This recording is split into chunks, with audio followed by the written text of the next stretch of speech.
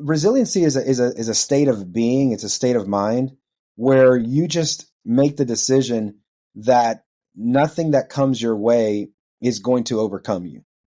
And I made that decision a really, really long time ago, probably when I was in my teens, where I made a commitment to myself that I would just never give up. I'm never going to give up. Today may be terrible, but I'm not going to give up. I'm going to live till tomorrow.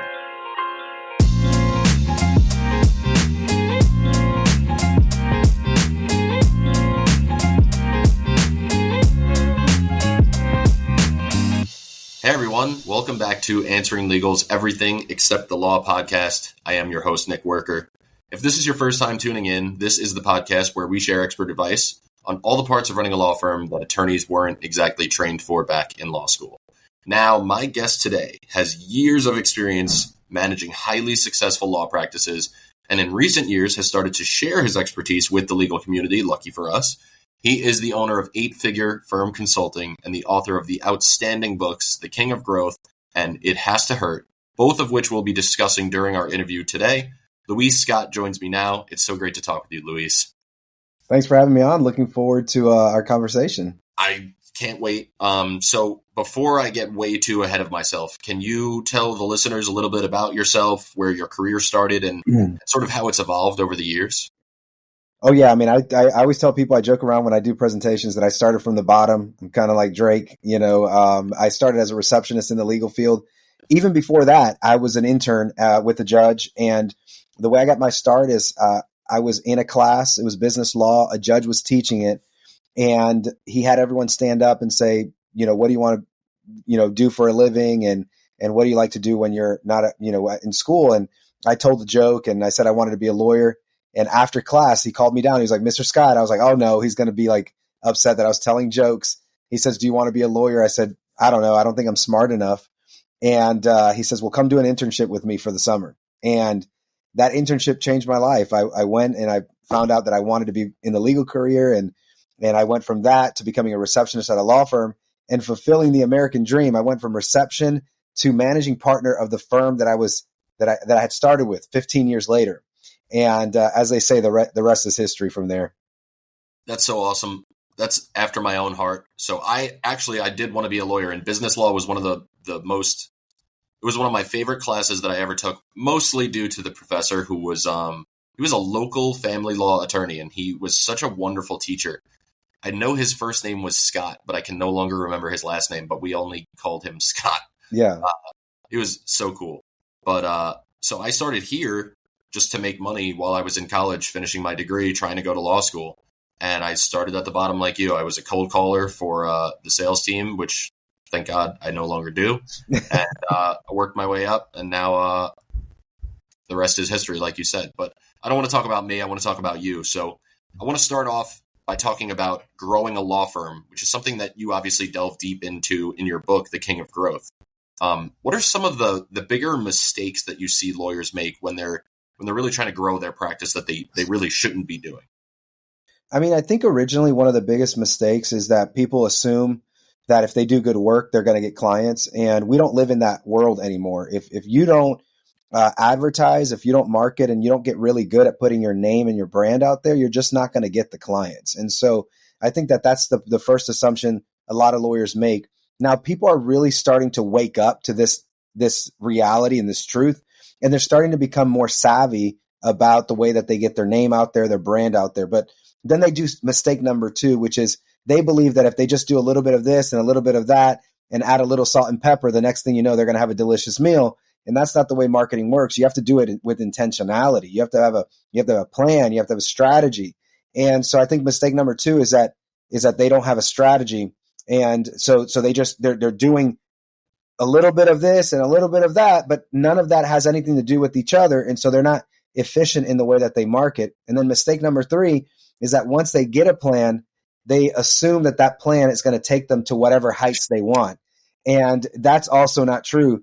Once you get a plan, you have to revise the plan over and over and over as you grow, because at every single level, there's a new thing that you have to do in order to get yourself to the next level. So I think those are the 3 mistakes people make.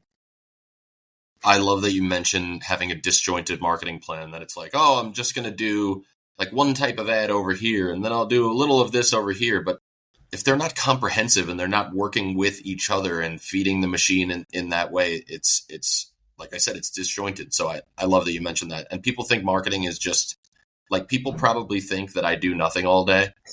And I just would like those people to know that I don't do nothing all day. Or at least I really make it look like I don't do nothing all day. I want to talk about competition. Because like you said, people are starting to wake up to this idea that like, you really have to get your brand out there. You really have to establish brand affinity, and you have to have really cohesive marketing when it comes to your practice. But what are some things that attorneys can do to differentiate themselves from their competitors and really break through and bring more attention to their practice?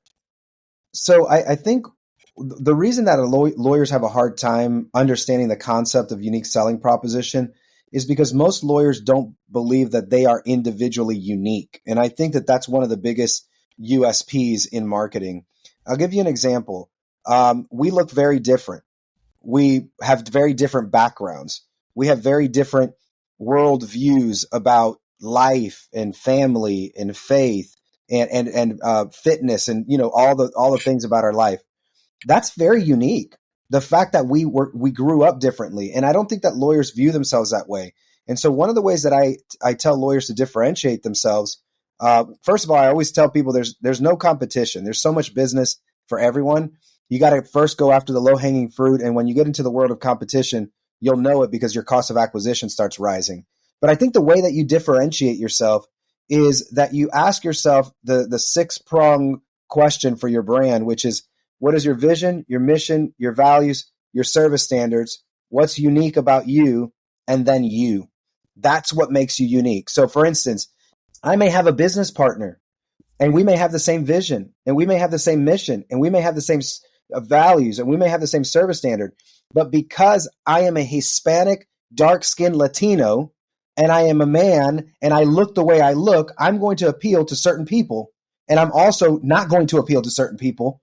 And if you were my business partner, you would appeal to certain people and you would not appeal to certain people. And so that's what makes us unique. And we need to start leaning into that and start saying, guess what? This is who I am. This is what I look like. This is what I believe. This is my purpose. This is what I'm about. And if you're with me and you like all those things, come on board because I'm going to help you get the resolution that you want. So that's the way you differentiate yourself, is you lean in to who you actually are because you are unique in the marketplace. And there's a group of people out there looking to hire you just because of who you are.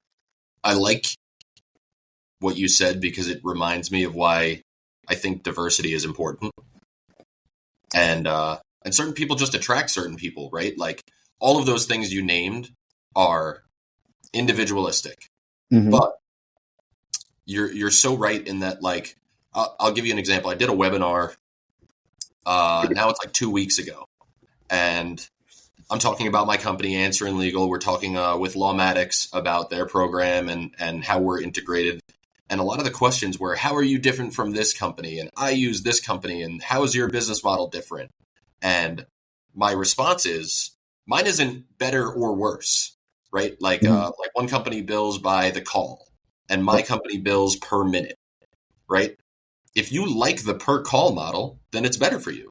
I'm not going to sit here and argue the difference between per call and per minute because I have my opinion, you have your opinion. If the per call model really appeals to one person and they want to go with that, by all means, you know. And I think that's sort of how we choose. But I do like your idea that lawyers have like kind of tried to put this barrier up where they're like, well, I'm just a professional and my work should speak for itself and my results speak for themselves. And that might attract a subset of a person. But when you really get out there and say, this is what I'm about, this is what I believe, this is my process, this is how I'm going to take care of you, this is how my business operates. Once you let people know, like what you're stating, your mission, it becomes attractive to the people that it's going to attract. And I think that that's super important to include in your marketing. Well, that's how you develop your message. You know, one of the things so if I can actually go through this exercise, and I've done this with people before, we'll go out and we'll write their vision, mission, value, service standards. we'll ask them what's one thing that's unique about them. And then I'll add all the demographical things about them. And I'll come up with a brand message. And at the end, every single time, I've never had somebody go, wow, that was a powerful message. And I say, it's powerful because it's you. It's innately you. And you are very unique. And so when I tell people about 8-figure firm consulting, I always say our vision is to be the leading authority in law firm building. So we're constantly creating new things for you to learn. And our mission is to help 100 law firms reach 8 figures in predictable revenue. And some of our core values are extreme generosity, living a life of significance, striving with courage, having urgency in our execution. And we do that by making sure that the client always receives the ultimate care in the way that we treat them, in the way that we work with them. We make sure that you have momentum calls so that you're always constantly engaged. And what makes me unique is that I was a lawyer and I've built an 8-figure firm. And so if you want to get on board with someone like me, who's kind, who's generous, who's gracious, and who loves both their people and their clients, I'm ready to take on new cases. That's my message. And the more you tell people that message, the more people that resonate with you are going to come on board. And one of the things that I love about people in the 8-figure firm community is I believe we have some of the most kind, generous, gracious, and loving lawyers in the country who are part of 8-figure firm. And it's because I only attract the types of people that I want through the brand message that I have. And so that's why. So we attract great people because we have a message that only attracts great people. And so we don't have jerks or egomaniacs in our group because that's not what we want. And so my message is not about that. It's about living a truly authentic life, a life that is significant to other people. And so that's who we attract in our business. I wanted to scream yes so loud when you said, I have these clients because that's my message and that's the people that I attract. That's why I have these clients. So I think a lot of lawyers struggle with getting the right type of clients. And they say, well, this person came in and that will happen regardless. You'll have people that are not a good fit for your firm. But I get executive coaching. I implore everyone to invest in executive coaching and especially join groups like yours where if you're attracted to what Luis is saying, then you should absolutely join a group like this because I won't even get into it. You obviously stated it. But I get executive coaching and one of the biggest milestones in my career was when we defined what my mission is at the company that I work for.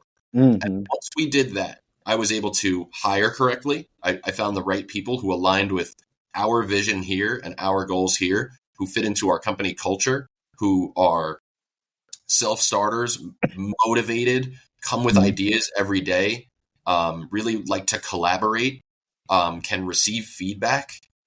I won't even get into the whole thing, but knowing your mission statement is paramount to really attracting the right people. So I wanted to scream yes, but I don't want anybody to kick my door down and think that I'm just going insane in my office by myself. So I just wanted to hit you with the fist pump that I gave you. But I want to mention this because I love this man, Christopher Early. Mm-hmm. I'm so blessed that he is on the Answering Legal Podcast Network. And me and my team, we recently listened to your appearance on the Early Show, and you really emphasized the importance of lawyers going out into their community and spreading the word about their practice. So in a world where a lot of law firms are probably becoming more reliant on online marketing, going away from the face-to-face, do you believe that there's a lot of opportunity for lawyers who are actually engaging in this face-to-face networking? I mean, it's turned into a superpower. It's turned into a superpower because there's not enough people out there doing it. And so the more active you are in a community, and this is regardless of whether you have a national practice or not. Like there are some firms like immigration firms and nonprofit firms that have these, federal criminal law firms that have nationwide practices. The more you're committed to your local community and the more you're in the community, the bigger brand you start to develop from a regional context and then eventually from a much larger demographical context or a DMA. And so I'm a big proponent and fan of you being super laser focused in your community and building that face-to-face contact, because that is where you're going to establish relationships, and nothing will build your business bigger and better than having a brand built on relationships. And so I'm a big fan of that. And I think that when lawyers are not committed to what got them started to begin with, they're just missing out. And I always give this example. when the person became a lawyer, the first thing they did was tell people about their business. That was the first thing they did. I started my business and I go out and I tell my friends and family. But for some reason, we start marketing and we forget that that's how we got our start. Like, let's go back into the communities and tell more people about our business. And if you stay committed to that long term, that you're gonna be a staple part of the community, and you're gonna have a distinct advantage to the other people in the area. So what you just said is a huge mindset thing for me, because I'm a national company, so I focus on all 50 states. Mm-hmm. So it's hard for me to just go person to person. I could go to exhibitions, I could go to CleoCon and all these things and show face, but the truth is that I'm very busy running a national company. Sure.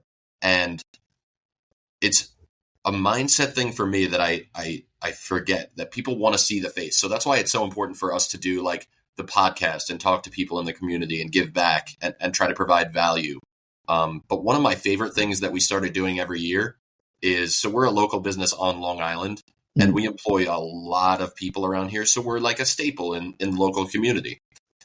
We sponsor this golf outing. I went to once. I'm not the world's best golfer, but I was fortunate enough to be asked to take off a day of work and go golf. But it's this huge golf outing that this person named the Babes started. So it's called the Babes Tournament. It's for breast cancer research. And all of these local businesses all get together and sponsor a hole and sponsor what do you call that, where you try to hit the hole in one as closest to the hole as possible and win that prize. And restaurants there's baskets and all this stuff. My mom goes to this thing and knows about this and is like, I'm playing in it this year. Are you coming? And it's so easy to think like, I got to feed the machine. I got to market myself. I got to get bigger. I got to grow. But like you said, it's such a superpower. And for me, I'll tell you one of the biggest benefits as it pertains to my business. I can't speak for anybody else's business, but now that we have this, what I'll say, like presence in our community, it's so much easier for us to hire, because friends are telling friends that, oh, this is such a great job. You can work here. You can work here full time. You can work here part time. They promote from within. I just got a promotion. And the word gets around, and that keeps your hiring costs a lot lower, because it's really expensive to hire people. And especially at a growing company, that is one of your biggest needs and superpowers. I'm a big believer in the people around you are the reason that you succeed. So if you can have the best people and you can make access to people that much easier, it's a game changer. I agree with the people. I always say the shortcut to fast growth is hiring the right people. What I will say, just to go back to the point about being in your local community, if you're involved in the local community, you can then record that and then you could cut it up and put it on social media. And now you have a national presence being involved in the local community. So it's like, you don't lose being involved locally. And then you may meet people locally who have friends that are national. Like the country has 50 states, and people know people all over the country. I mean, I meet people in Georgia all the time that are not from Georgia, that are from Florida or Ohio or wherever, and they know people still there. So if you have a good local presence, you may find favor with people who are local but have national reach. And so I think you don't lose. I think it's a powerful thing that a lot of people just neglect. And if they did it, they'd see their business grow. We will be right back after this short ad. Answering Legal's made my business better because it's allowed us to tailor our availability to our clients without having to hire additional staff. My name is Bianca Santorini, and I'm the principal attorney at the Santorini Law Firm. About 80% of our clients are Spanish speaking, and having Answering Legal, they already have bilingual speaking staff. If we have somebody not show up, we have somebody sick, they have their employees ready to answer all your phone calls without you having to call anybody or make any changes other than just turning the service on. The nice thing about Answering Legal is that it's so flexible. You're able to customize it entirely to fit your firm's needs, your firm's hours, and your firm's boundaries that you want to set with clients on when you want to be available. I can focus on my cases and actually being effective for my clients in the way that they need me the most. And that has been a true game changer for us. So during the process of building up your firm, because we're talking about mindset, were there any important mindset adjustments that you had to make that you either honed in on or you still have active today? So the first one was believing that I could build a business that big. That was a big one. Our business got almost to 40 million in revenue, which is very big for a law firm. There are other, in the tech industry, that's nothing, but in the legal space, that's a pretty big revenue number. Believing that I could hire enough people to work for us. We had almost 200 employees working for us. Like, that was a huge mindset shift for us. But another mindset shift was a financial mindset shift, which was that in contingency practices specifically, where the money is delayed from the time the client hires you, I had to start being okay leveraging debt to finance the business. And that is a huge thing. Now, as a coach working with hundreds of law firms around the country, a lot of lawyers are very uncomfortable with using debt to grow their business. And there's a difference between using debt to finance your lifestyle and using debt to grow your business. Using debt to grow your business when you're spending it on marketing and people is one of the best things you can do to get through cash flow crunches. Using debt to finance your lifestyle, that's a problem. I want to scream so badly, and I never scream on this podcast. I forget the guy's name who was always talking about how much debt he has. Mm-hmm. And somebody said, like, what's your net worth? And he's like, you don't want to know my net worth, but I'll tell you that I'm at least $1 billion in debt, because debt, they teach us in school, right? That, like, you don't want to go into debt. You don't want to have credit card debt. You don't want to do, but yeah, like, if you're buying a car that you can't afford on margin, then yeah, that's a terrible decision. But if you're right. leveraging debt to invest in growing a business, it's, I'm going to stop before I go on a horrible tangent and take up all of your time. I get derailed a lot. I'm the biggest derailer of myself. I want to ask you this, because you obviously come from a place where you were a receptionist, then you became huge, right? For all intents and purposes, that's a huge law firm. Mm. Is it possible for lawyers to go about growing their practice without making serious sacrifices to their personal life?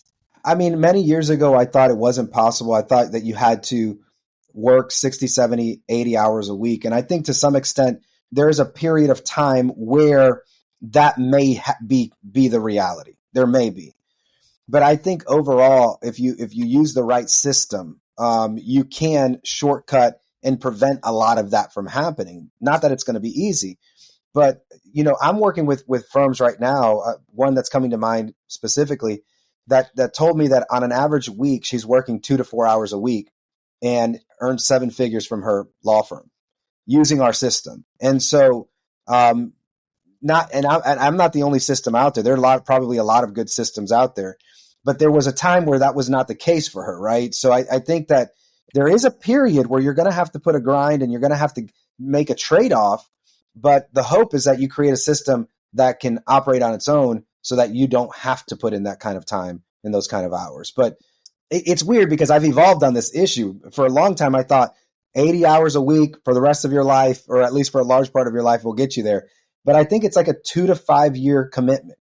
You're going to have to commit for 2 to 5 years to doing everything that you don't want to do, so that one day you can hire people to do the things you don't want to do. And so I think it just depends on what your goals are for your life. Some people want to slow grow, and some people want to scale. And if you want to scale, you're going to have to make an investment of time, money, and energy. I see this as the same thing as like having a career, right? Where the first few years of your career, you're going to be starting at the bottom. You're going to be grinding for hopefully a sufficient amount of money, but not the most amount of money that you're going to make. And they teach this right. in economics, right? That there's 3 phases of life where you make the least amount of money in the first third, you make the most amount of money in the second third, and you make the second most amount of money out of the 3 in the final third. But you really have to invest your time in honing your skills, because you're not in the early part of your career, you're not that skilled yet.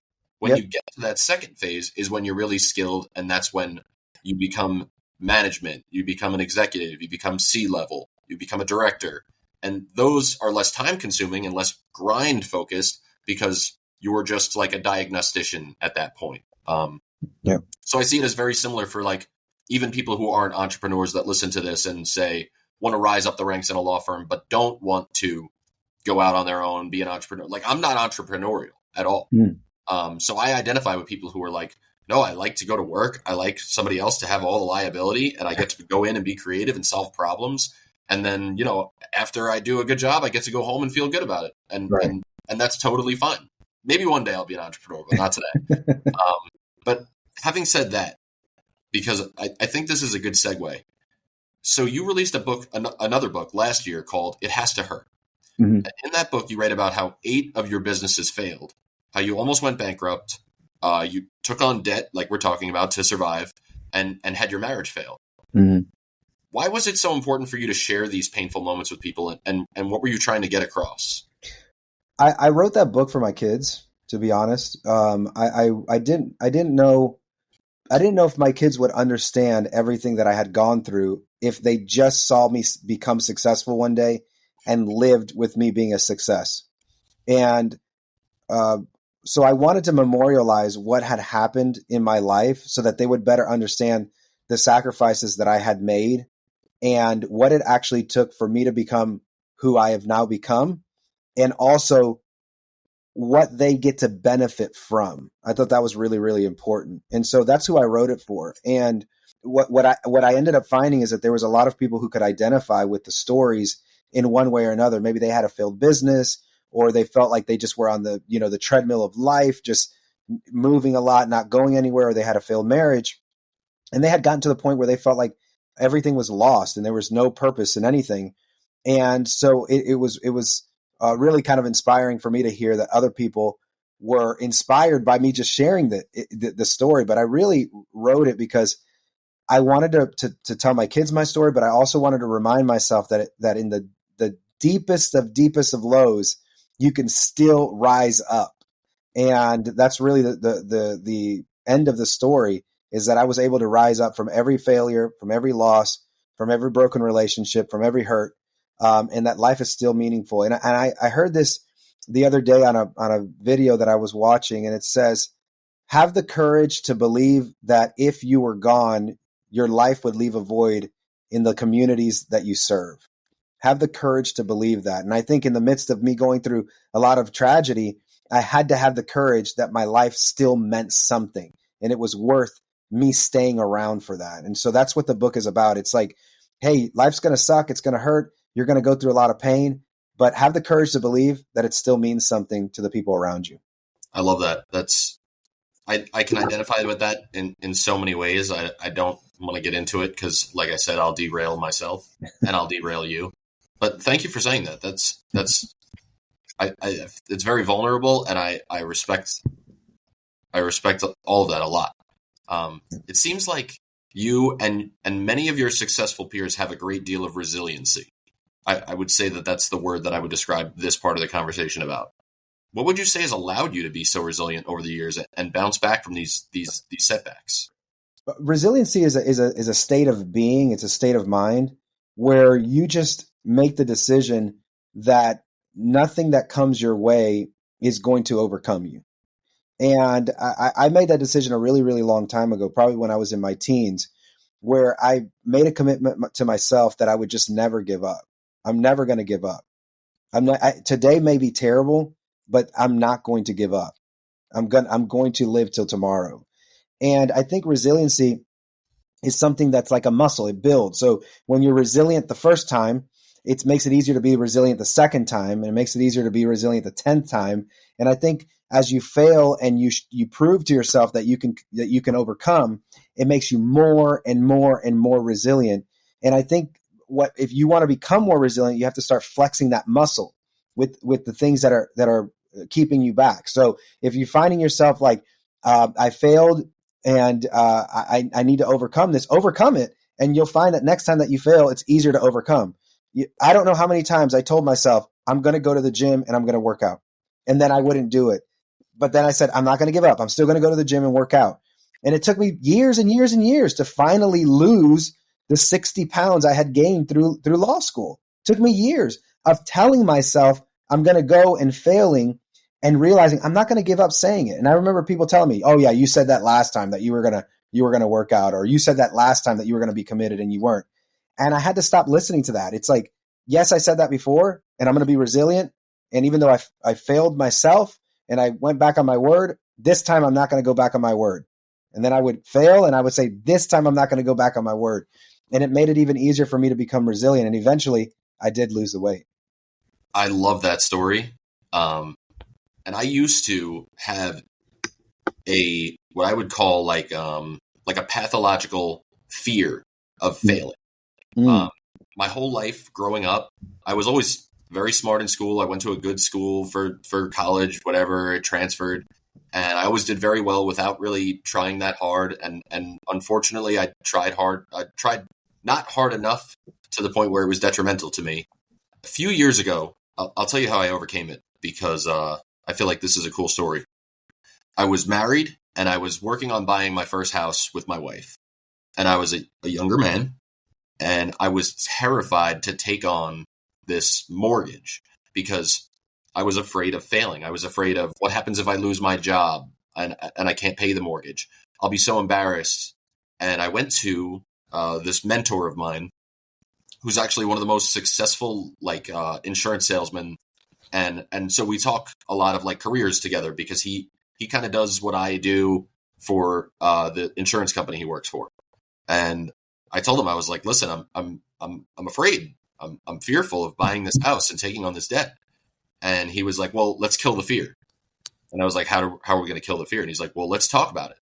He asked me a series of questions that were like, well, say you lose your job.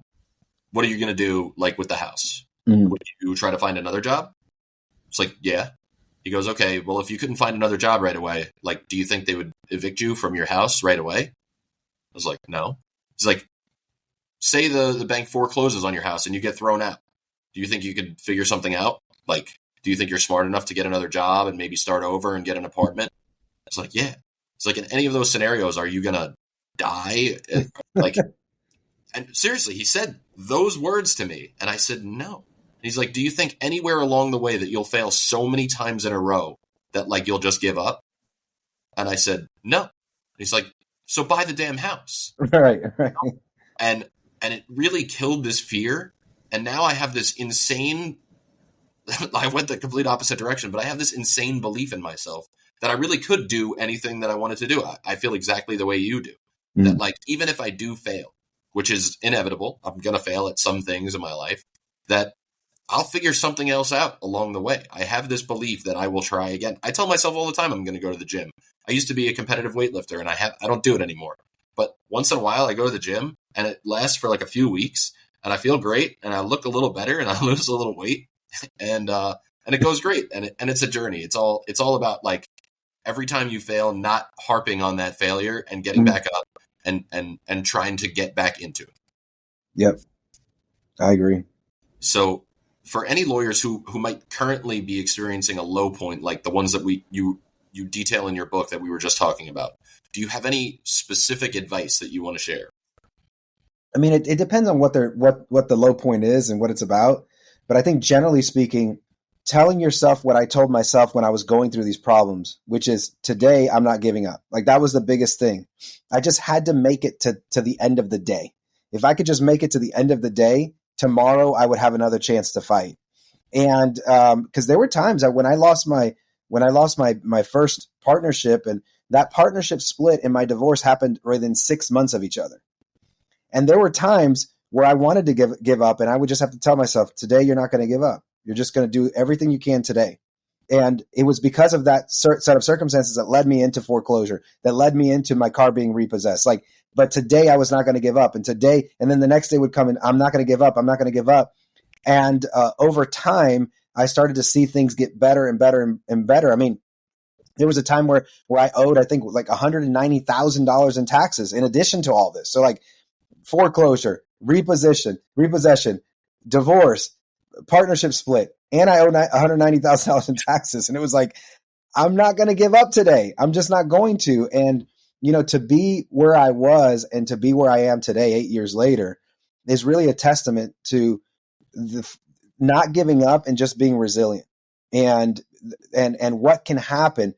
8 years, it sounds like a long time, but it's a very short period of time. Like it flew by now that I look back. And to think that I am where I am now, like the house that I was losing, now I have 2 houses. The car that I was losing, now I have exotic cars, right? It's like, it was a complete turnaround. The taxes that I owed paid off and then some, right? It's like everything turns around if you just decide that today you're not going to give up. I love talking to people like you because I identify. I think a lot of lawyers will listen to this podcast, and unfortunately they'll say, oh, well, that guy, he got lucky, and what he's saying is, it's so far from the truth. It would take 8 years for me to get there. But they don't realize that, like, how do you eat an elephant? One bite at a time. That's what I'm saying, is you have to wake up every day and attack that day. And then if you make it to the end of the day, great. You do it again tomorrow. If you do that every day for 8 years, you might be fortunate enough to end up like one of us, in a great place in life and happy and successful and having a meaningful, I'll call it, career, Yeah. And that's really what I think we're talking about here.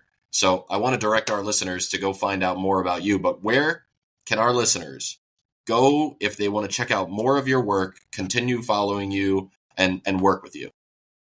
So they can check out luisscottjr.com. So LuissScottJR.com. They can find all my links there. They can find the information about 8-Figure Firm Consulting, and they can also purchase the books from the website.